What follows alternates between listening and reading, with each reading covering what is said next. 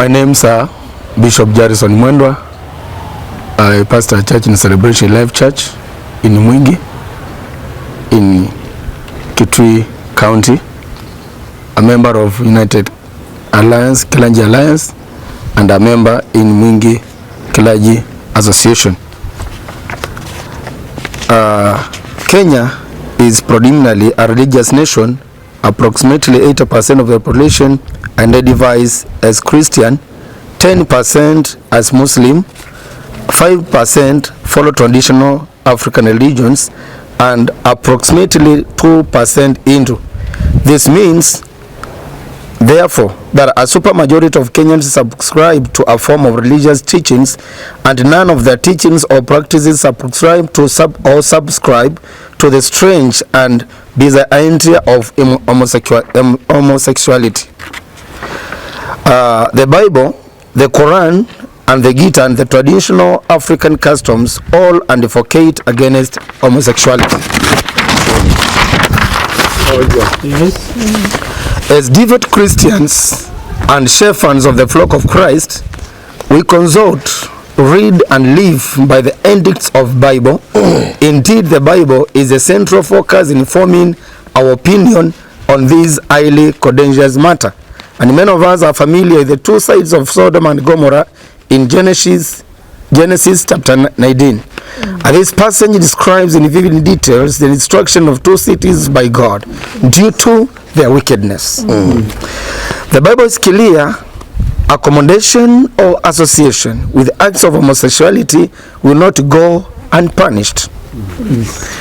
The concerns troubling our minds are: what does the ruling portend to us as a religious nation?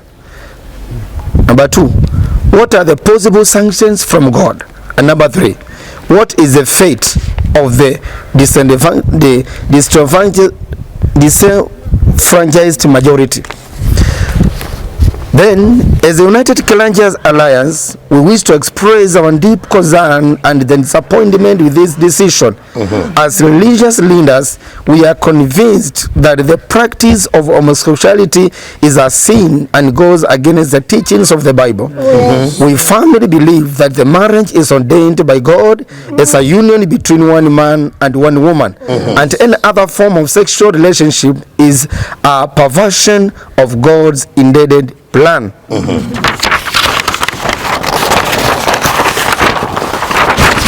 In conclusion, the United Kenyans Alliance strongly opposes the legalization of LGBTQ in Kenya, and we urge the government to respect the religious and cultural values of our society. We also call upon all Kenyans to uphold the sanctity of marriage and family as the foundation of healthy and stable society.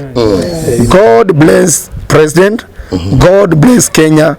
God bless the church. Amen. Archbishop Julius Nyerere, I pastor Message Worship Church in Mwingi Town, Kitui County. We have gathered here as men and women of God to stand in solidarity, to say no to the ruling of the Supreme Court of allowing the LGBTQ to be registered in the NGO board. We want to thank His Excellency the President William Samuel RUTO for coming out very clearly at a time like this to stand and declare such a things will never happen in our country, Kenya. This is a true demonstration of leadership during the time of crisis and during the time of laying a foundation of wickedness that can subdue this nation and the generation that are coming.